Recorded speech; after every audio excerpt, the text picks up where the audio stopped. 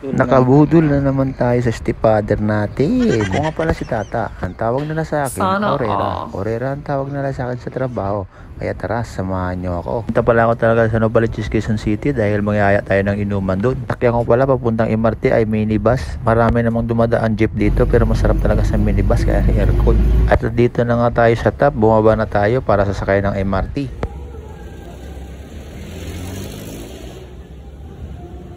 Pag galing ka dito sa top, papuntang Novaliches, Quezon City, abutin din ng 45 minutes o 48 minutes. Malayo talaga ng agwat. Pag sumakay ka ng bus, abutin ka ng 1.5 oras dahil sa traffic. At pag akyat mo dito sa may top avenue na hagdanan, ay marami ka makikita dito na bilihin katulad ng mga casing at mga headset na mura. At pagdating ko dito, napakaraming pila. Maganda dito kung may ticket ka na talaga, kaso kukuha ka pa. Lalo na kung rush hour, ay nako, hindi ka talaga makasingit dito sa daming tao. Ngayon, mabuti konti lang. Ito pala sa MRT, may dalawang choice. Kung gusto mo kumuha sa machine o magbayad ka dun sa cashier. Pero para sa akin, mas maganda sa cashier kasi mabilis lang kasi tao talaga ang gumagalaw dun. At minsan maganda pa yung bumabantay, hindi ka talaga mainip. Sa mga hindi pa naka-experience dito, dapat may pera ka palagi nakahanda para hindi ka maabala. At mura lang ang pasahe pag may MRT ka kasi galing kang Pasay papuntang North Avenue, abutin ng 20 plus. Ipapakita ko muna sa inyo ang rate ng dadaanan ng MRT na to. At ito na nga, nakakuha na tayo ng card na kailangan natin to i-scan para makapasok.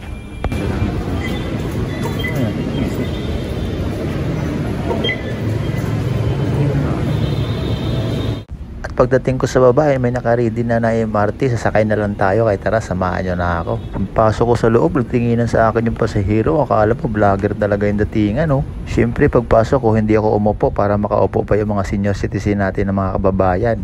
Kasi masarap sumakay sa MRT pag doon ka sa likod. Kasi pag ganitong oras, konti lang talaga ang sumasakay, lalo-lalo na kung tanghali.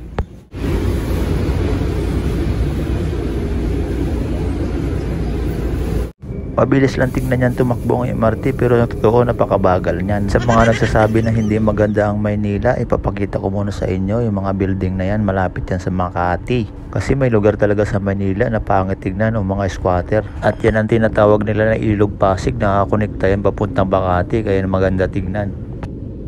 At saka nga pala, pag pumunta ka ng Novaliches ay madadaanan mo dito yung GMA. Yung GMA na panapanood mo palagi sa TV na istasyon nila, yan pala ang main.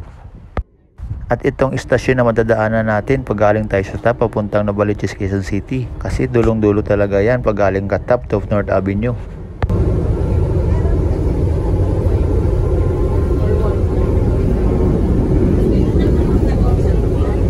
At ito na nga, nandito na tayo sa North Avenue. At ito na yung dulong-dulo ng MRT galing ka sa top. Kagandahan dito, pag baba mo ng MRT ay mapupuntahan mo talaga ang Trinoma at ang kadikit nito ay SM North.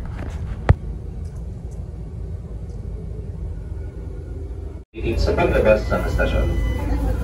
Maraming salamat sa patuloy na pagtangkilik sa DLTR Emergency and Live. At dito na tayo sa North Avenue at bababa na tayo. Ang kagandahan dito, pagbaba mo sa MRT ay diretso ka na mismo sa Trinoma na mall. Itong ticket na to ay kailangan mo talaga i-surrender sa machine kasi hindi mo pwede dalhin to. Yung ticket na to ay hindi mo kailangan dalhin, kailangan ihulog mo talaga to sa machine para makalabas ka.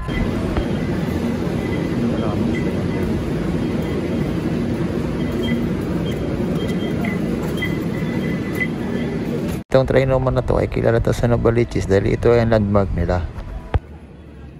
Siyempre, face reveal muna tayo kung ano talaga yung mukha ko. I-comment ka kung gwapo talaga ako kasi sabi nila pangit ako eh.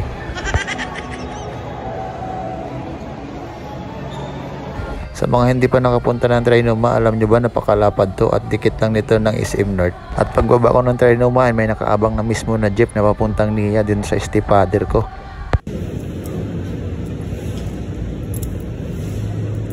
Yeah.